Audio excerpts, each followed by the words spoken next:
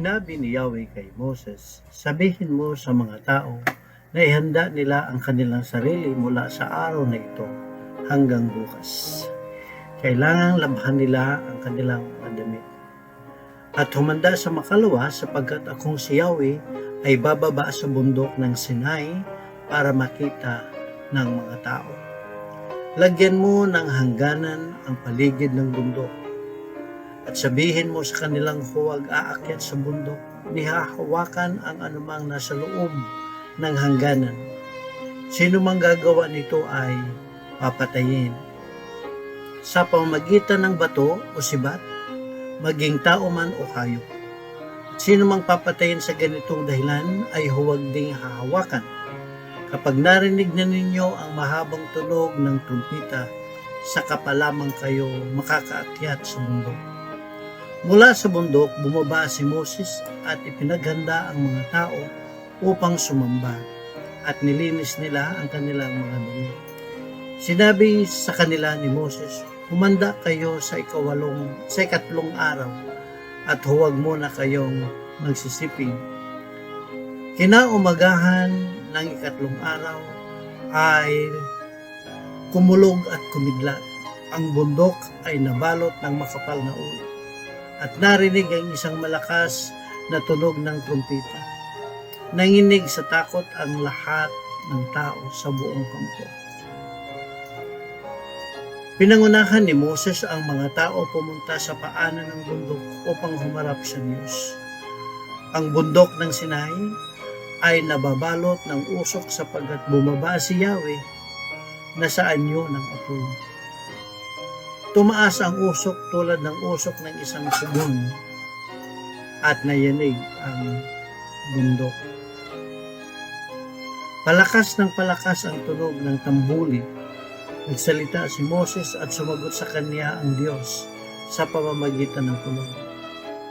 Bumaba si Yahweh sa tuktok ng bundok ng Sinai at pinaakyat niya roon si Moses.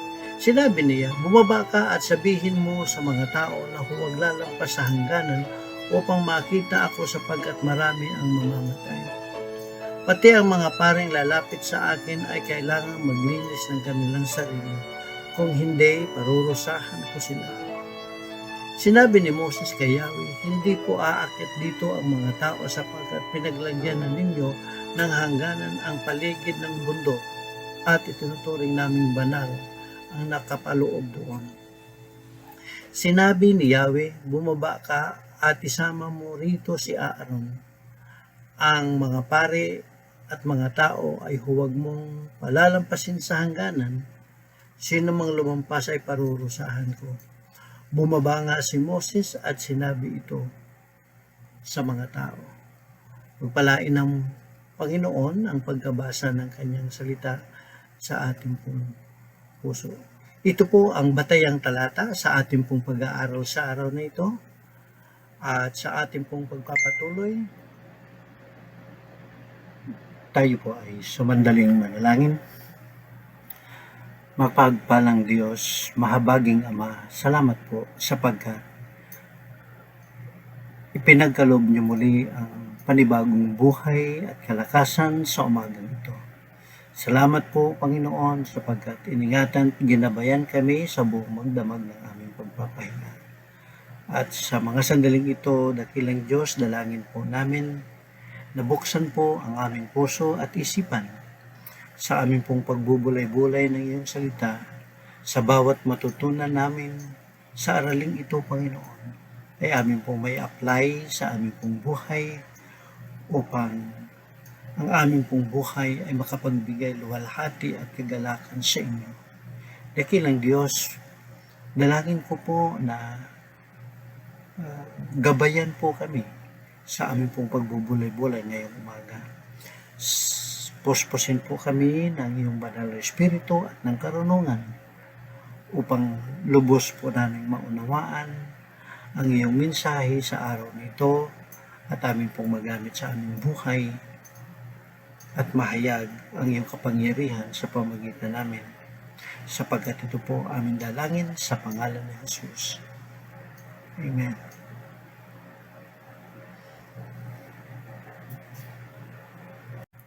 Sa ating pong pagpapatuloy ng ating pong pag-aaral, sa umaga pong ito, mula po sa Kabanatang 19 at mga talatang 1 hanggang sa 25. At ito po ay pong paghahanda ng Israelita sa pagharap nila sa Panginoon doon po sa bundok ng Sinai. Kung babalikan po natin ang ating pong pag-aaral kahapon, tunay nga po nakita natin na sinabihan ng Panginoon si Moses na ihanda ang bayan ng Israel para humarap sa Panginoon. At nakita po natin kung paano po maghanda ang ano po ang kanilang ginawang paghahanda sa pamagitan ng mga instructions o mga panuntunan ng Panginoon na inihayag niya kay Moses. Ngayong umaga po ay pag-aaralan natin kung paano maghanda kasalubungin ang Panginoon sa ating komunidad. Ito po ay may kaugnayan na hindi po lamang sa bayan ng Israel, kundi maging sa ating pong henerasyon, sa ating pong panahon. At ito po ay makikita natin sa Exodus Kapitulo 19, mula po sa talatang 8 hanggang sa 13. Sabi niya, sila na may sabay-sabay na sumagot, susundin namin ang lahat ng iniutos ni Yahweh. Sa makatuwid, kung titingnan natin ang paghahanda nito, nung sinabi ng kanilang tagapanguna na ito ang kanilang gagawin, ang bayan po ay sumagot at nagkaisa na sumunod doon sa alituntunin ng Panginoon. Hindi katulad sa panahon natin ngayon, sa bakuna nga lang, kanya-kanya na. Kanya-kanya ng diskarte. Okay, sabi niya nga po dito, come apart, the people, and sanctify them. Ihanda mo sila at kanilang linisin ang kanilang sarili. Ibig pong sabihin, hindi po lamang ito yung tinatawag natin na maglinis physical, no? Kasi sabi ng Panginoon kay Moses, sabihin mo sa tao na labahan nila ang kanilang mga damit. Yan. At nung marinig ng mga tao ang panuntunan mula kay Moses, na siyang sinabi ng Panginoon, ay kanila pong ibinukod tangi ang araw na sa mga sandaling yun sa paghahanda. So sabi niya, and sanctify them. Ibig sabihin, gawin mo silang malinis. O ibukod mo ang ilang araw pang ginamit dito, no? ng mga Israelita. Sabi niya sa talatang 10, sabi niya, sinabi ni Yahweh kay Moses, sabihin mo sa mga tao na ihanda nila ang kanilang sarili mula sa araw na ito hanggang bukas. Kailangang labahan nila ang kanilang mga damit. So, may specific instructions ng Panginoon. At sabi niya, at humanda sila dahil sa makalawa, sabi niya, ako'y bababa mula sa bundok ng Sinai para makita ako ng mga tao. Ganda po, no? Ibig pong sabihin, kailangan po talaga yung maganda, maayos at alinsunod doon sa mga alituntunin sa ating pong paghahanda. Now, nabanggit ko kahapon na paano nga ba tayo maghanda papunta sa ating pong bahay-sambahan upang katagpuin ng Panginoon. Minsan, umaga ng linggo, saka na lang tayo naghahanda, di po ba? Pero makita po natin ang panuntunan ng Diyos kay Moses sa bayan ng Israel, 2 araw ang kanilang paghahanda. Ngayon, ang nais ko pong ipaabot sa atin, tayo na sa ating henerasyon ngayon, sa ating pong kapanahunan, dapat mapaglaanan din po natin ang paghahandang ito sa pagsalubong natin sa Panginoon. Sa makatuwid, Sabado pa lang, dapat may paghahanda na po tayo. Pagdating po ng Sabado, ang gaganda pa naman din ang palabas ng telebisyon. Lalo na sa gabi. Talagang ang Diablo mahusay at marunong po para tayo ay masilo niya at tayo po ay mailagay niya sa isang kalalagayan na kung saan ay pupuyatin niya tayo, aabalahin niya tayo para sa kinabukasan hindi tayo makagising ng maaga upang katagpuin ng Panginoon ng maaga sa kanyang bahay-sambahan. Kaya po aking pong inumungkahi sa inyo mga minamahal, pagdating po ng Sabado ng hapon, Sabado ng gabi, kailangan iparehado na at ihanda na natin. Igayak na po natin ang mga kakailanganin natin sa araw pong bukas ng linggo. O dili kaya mas maraming panahon nating nabubuksan ang ating pong mga cellphones sa panonood ng mga YouTubes, panonood ng mga TikTok. At hanggang sa halos kalahating gabi ng Sabado ay nag-google natin. At minsan pagdating po ng linggo ng umaga, mas marami ang pupungas-pungas at natatanghalian at nagiging late sa pagsamba. Nawang hindi ito mangyari mga minamahal sa atin, kundi masumpungan ng Panginoon na tayo po na kanyang mga anak ay marunong tumalima at sumunod sa kanyang alituntunin. And sabi niya, we have to sanctify ourselves. We have to set apart ourselves from any distractions. para katagpuin natin ng Panginoon. Sabi niya, number 1 is the inward purity, yung pangloob. No? Kaya po, maganda pong talakayin ito sapagkat paano ba natin ihanda yung pangloob? Sabi niya kahapon sa ating pong pinag-aralan, dapat gawin nating banal ang ating pong buhay sa pagsalubong sa Panginoon. Sapagkat sabi niya doon sa ating pong binasa sa unang Pedro, na sabi niya na ang Panginoon o yung Diyos ay banal, kung kaya dapat tayo po ay maging banal. Sapagkat tayo po ang reflection ng Panginoon bilang isang Kristiyano. So inward purity means yung pong sa loobin natin ay dalisay sa harap ng Panginoon o magiging dalisay sa harap ng Panginoon. Kaya po yung mga sama ng loob ninyo sa Sabado, huwag niyo munang isagana. Ano po? Yung hindi kayo marunong magpatawad, kailangan po ihingi na natin ng tawad at hilingin natin ng Panginoon na bigyan niya tayo ng kapangyarihan na malampasan ang ganito pong kabigatan sa ating pong puso upang tayo po ay matutong magpatawad sa mga nagkasala sa atin.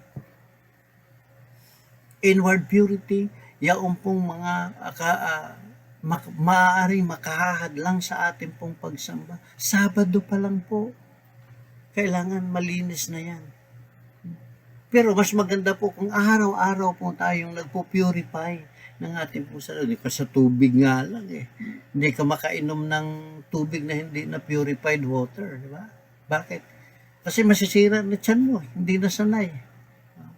Ngayon, ganun din po sa ating spiritual na buhay. Kinakailangan yung pangloob natin ay dalisay po na tayo po ay dadako sa bahay panalanginan o sa bahay tagpuan na kung saan ang presensya ng Diyos ay katatagpuin natin.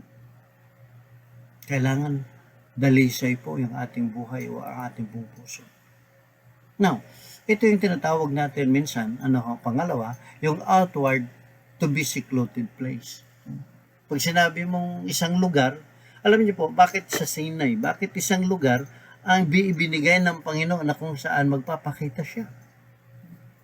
Ito po ay panglabas na kung saan sa isang lugar na kung saan itinalaga ng Diyos para katagpuin siya. At wala pong ibang lugar sa kapanahonan natin na pwede natin katagpuin ng Diyos ng formal. Yung talagang dadako po tayo doon kung hindi yung bahay panalanginan o yung pong bahay sambahan. Naniniwala po tayo ang Diyos ay kahit saan. Ngunit mayroon po siyang specific na lugar o mayroon po siyang natatanging lugar na kung saan doon natin siya katagpuin.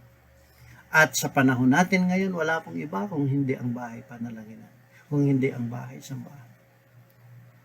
Now, sa nakakalungkot po ang pagkakataon, sapagkat tayo po ay nasa gitna ng pandemya at ang Metro Manila ay nakalockdown po ng 2 linggo. At sa 2 linggong yan, lahat po ng gawain sa iglesia ay suspendido ng tinatawag natin na face-to-face o yung pong dadako ka doon. Kung kaya nga po lahat ng ating pong mga kapatiran ay nag-aabang na lamang sa mga ganito pong virtual na pagsamba o virtual worship o yun sa pamagitan po ng mga live streaming.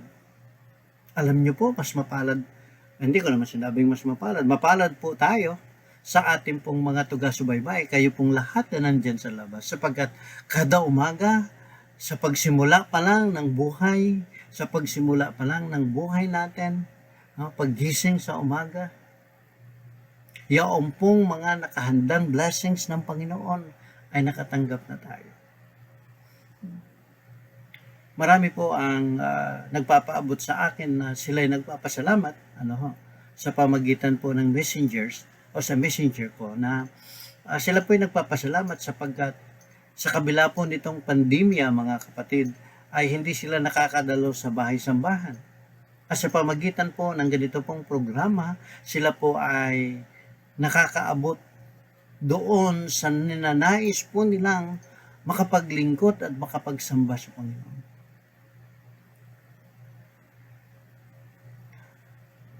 Kung tutusin po mga minamahal, nais ko po rin ipaalam sa inyo. Ano po?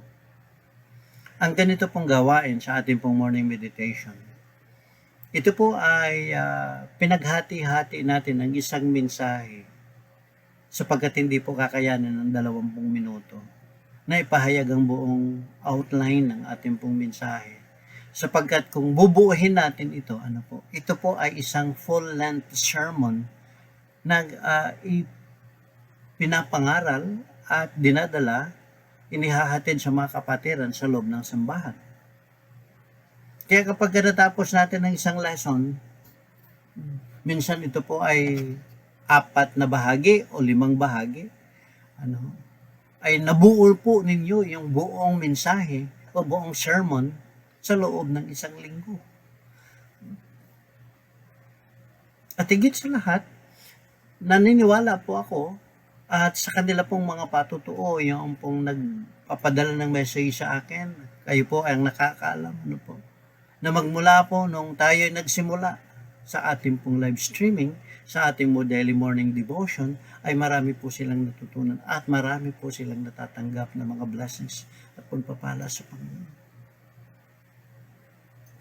Nakausap ko po yung isang tagapanood po natin na na-share po ito, pa-shoutout na rin ako na-share yung ating pong morning meditation sa kanilang kamag-anak. Na-share po kasi ni Ate Emma Abaco yung ating pong morning meditation sa kanilang kamag-anak. Nakwento po nila na dumating sila sa gitna ng pagsubok, subalit nung nagsimula po silang makapanood ng ating pong live streaming sa ating daily morning devotion, ay nagkaroon po ng kagaangan ang kanilang buhay at yaong pong kanilang kahilingan ay tinupad ng Panginoon. Purihin po at dakilain natin ang Panginoon. I really praise the Lord for that. Alam niyo po kung bakit? Sapagkat sa pamagitan po ninyo, sa inyo pong pagbabahagi nitong ating pong araw-araw na pagbubulay-bulay at pakikitalamitam sa Diyos na siyang tumawag at lumikha sa atin. Hindi po lamang na kanyang nililinis ang ating pangloob na buhay, kundi nahahayag rin po din naman sa ating pong paglabas na pamumuhay. At sa pamamagitan po nito, kaya nga po tayo nakakatagpo natin, kaya po tayo naghahanda upang katagpuin ng Diyos doon sa lugar na kung saan kanya pong itinalaga para sa atin. Pangalawa, sabi niya, appropriate garments, wash their clothes. Okay. Now, bakit ito particular? Gusto ko pong punahin ito at gusto ko pong kuhanan ng magandang punto rito.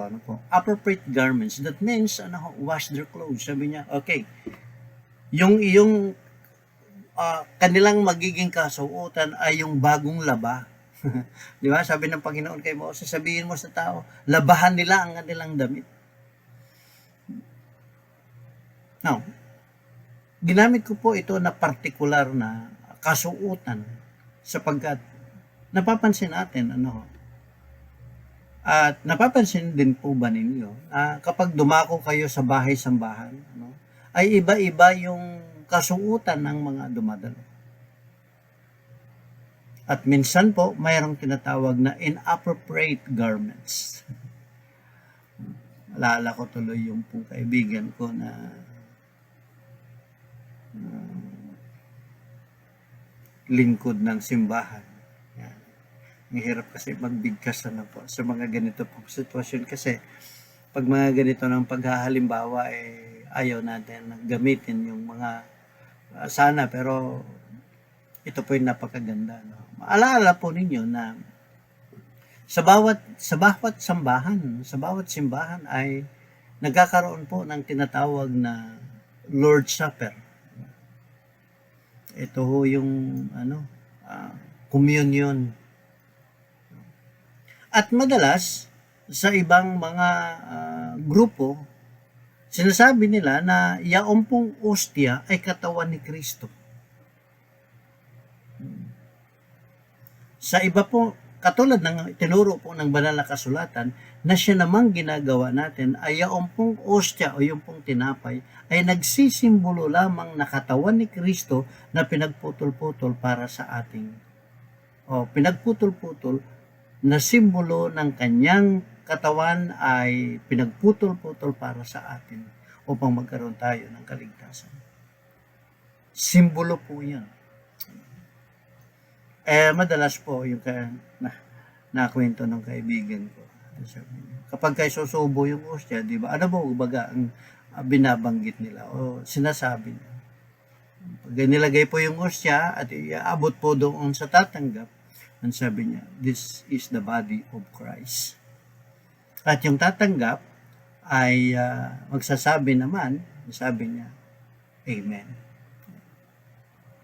At sa pagpila po ng mga tao, sa kanila pong pagtanggap ng communion, sabi nung lingkod ng simbahan, sapagkat mayroon pong doon sa kanyang harap ay napakakandang dilag. At ang kanyang kasuotan ay tila bagang makita mo na ang buong sanglibutan. Nung kanya pong iabot ang ostya, ang kanya pong sinabi, oh, what a body of Christ. Grabe, no? Minsan nakaka-distract yung mga sinusuot. Kaibigan, kapatid sa Panginoon, paalala ko po, there are appropriate garments which the Lord instructed to every believer, kahit maging ang kanyang bayan. Yung tama po na pananamit ang dapat nating gamitin at magiging kasuotan sa pagharap natin sa Panginoon. Hindi po naman masagwa yung miniskirt. Pero masagwa po kung yun ang gagamitin mo na pananamit para sumamba. Hindi masama at hindi siguro masabi natin inappropriate yung mga kasuotan mo na minsay nasa moda. Alam niyo po, in a passion. Pero hindi po maging appropriate kung yan ang susuotin mo sa pagsamba. Mayroon pong mga desente at maayos na pananamit na pwede nating gamitin para tayo po ay sumamba. Kung kaya nga po itong particular na bagay na ito ay pinagkaloob ng Panginoon sa kanyang bayang Israel, na bago sila sumarap sa Panginoon ay kanilang linisin, ayusin ang bawat pananamit nila. Siya clothed with righteousness. Number one, ito maganda po kasi yung pangloob, we should be clothed with righteousness. Dapat nagayak po tayo ng katuwiran ng Panginoon. Dapat na kubiran tayo o nabalutan tayo. Kaya pag sinabi natin ito yung termino nabalutan o nagayakan tayo ng katuwiran ng Panginoon, ibig pong sabihin, tayo po ay saturated with the righteousness of God. Sa ibang salitang ginamit niya po dito, tayo po ay napuspos ng katuwiran at ng kaluwalhatian ng Diyos. Tayo po ay nagayakan ng katuwiran ng Panginoon. Sabi niya, for corporate worship, Sunday is best. Kung sinabi natin na pupunta tayo sa bahay panalangin, yung pinakamaganda na desente. Formal na desente. Huwag naman po yung yung kung minsan na pag hindi na po kahit ikaw ay hindi mo na rin maa-appreciate tignan yung sarili mo. Sapagkat ang ating pong kakaharapin, kapatid, ay Diyos na siyang nagpapala sa atin. Sabi niya, but you can go to God at all times. Yes, makakalapit po tayo sa Diyos anytime. Dress anyway. Ang sabi niya, yaong pong pananamit na kung saan particular na ipinagkaloob sa atin ng Diyos yung tamang talento para gamitin. sa kanyang ikalulugod. Sabi niya, number 3 is anticipate His presence and be ready. Ibig sabihin, dapat nandyan sa puso natin na yung expectation, yung ina-anticipate natin na makita natin ang Panginoon sa pamagitan ng kanyang banal na presensya. Dapat nahahanda tayo. Sapagkat sabi niya sa verse 11, when we are ready, God will come, and sabi niya, the Lord will come down in the sight of all the people. Magpapahayag ang Diyos sa kanyang bayan. Not only to anticipate His presence, ibig sabihin, dapat mayroon tayong excitement na sumalubong sa Kanya. But also, the atmospheric presence of God. Yaon po bagang damdamin mo na kung saan ramdam mo ang presensya ng Diyos. In John chapter 4 verse 23, the fathers, sabi niya, seek worship from His worshipers. We have to worship Him in spirit and in truth. Ang hinahanap ng Diyos sa kanyang mananamba ay yaong pong taos puso po at dalisay na puso na sumamba sa Panginoon. Mga minamahal, ninais ng Panginoon na ipagkaloob ang mga alituntuning ito upang sa ganon sa pagsalubong natin sa Kanya, sa pagharap natin sa Kanya, ay wala pong magiging kapintasan kung hindi mapuri at maluwalhati natin ang Diyos. Sapagkat kung aalalahanin natin ang lahat ng mga bagay na Kanyang ginawa sa ating pong buhay, iyon po ang mga katunayan na ang Diyos na siyang tumawag sa atin, yung Diyos na nagligtas sa atin, ay siya rin po namang Diyos na nagpapala sa atin. Ito po si Pastor Jan at ito po ang morning meditation at ang aking pong dalangin na ang banal na Espiritu na siyang magpaunawa sa atin, na siya rin naman maggabay sa atin tungo sa paglago ng ating pananampalataya. Muli po, maraming salamat at aking pong dalangin ay ang saganang biyaya at pagpapala ng Panginoon ang sumaatin sa atin. Tayo po'y magsara sa panalangin. Dakilang Diyos, marami pong salamat sa amin pong napag-aralan at natutunan sa araw po ito. Salamat po sapagkat ayon sa iyo lang tuntunin, kami ay yung binibigyan ng gabay upang kami po ay makapaghanda na sumalubong sa inyo na naaayon sa iyong nais. At dalangin namin, Panginoon, na ang mga natutunan namin ito, ang mga aralin na aming pong napagbulay-bulay, ay tunay na maging bahagi sa ikatatatag ng aming pananampalataya sa inyo. Dalangin ko, Panginoon, na pagpalain mo po sa aming buhay at sa aming pong puso.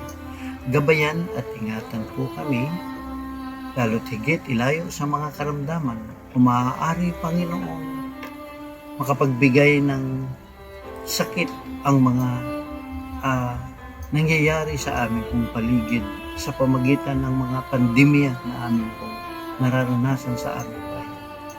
Ay dalangin po namin, ilayo po kami o ilayo po ang bawat isa sa mapinsalang sakit. Nananampalataya kami, Panginoon, sa pamagitan ng iyong kapangyarihan na iyo po kaming gabayan at ingatan. At muli po, pagpalain po ang buhay sa araw. Sampo na ang aming kabuhayan. At higit sa lahat, maging ang aming pong buhay ay tunay na makapagbigay luwalhati at kagalakan sa inyo.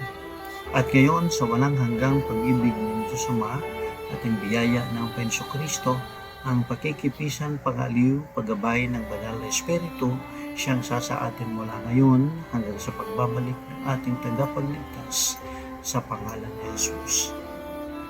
Amen. Amen.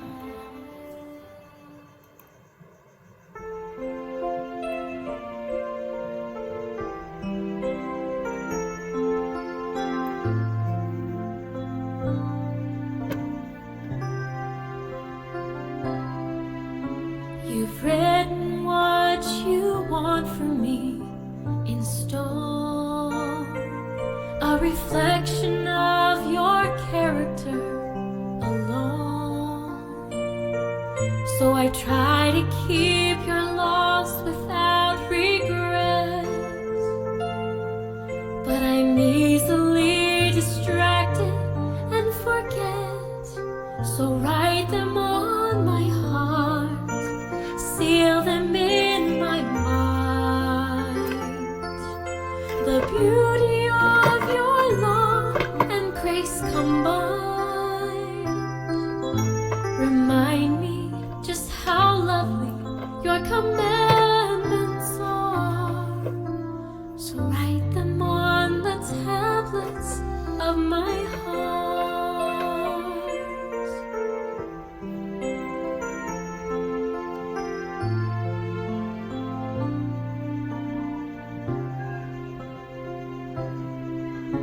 There's only one desire inside of me, to be all that you created me to be. And I know the only way that I can grow is for you to come inside and take control. So write them on my heart, seal them in my mind. The beauty of your law and grace combined remind me just how lovely your commandments are.